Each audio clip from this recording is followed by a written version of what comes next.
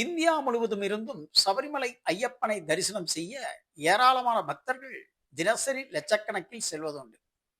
பல்வேறு ஊர்களிலிருந்து ரயில், van, bus மற்றும் நடைபயணம் மூலம் செல்லும் பக்தர்களும் உண்டு.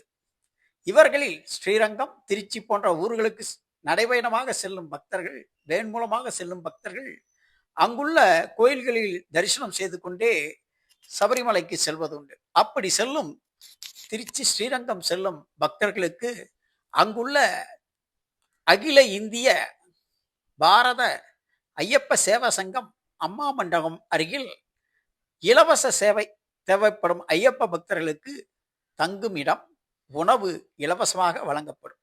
இதற்கான தொலைபேசி எண் 9431 266000 மூலமாகவோ அல்லது லொகேஷன் QR கோட் மேப்பும் கொடுக்கப்பட்டுள்ளதை பயன்படுத்தி இந்த இலவச சேவையை தேவைப்படுவோர் பயன்படுத்திக் கொள்ளலாம்.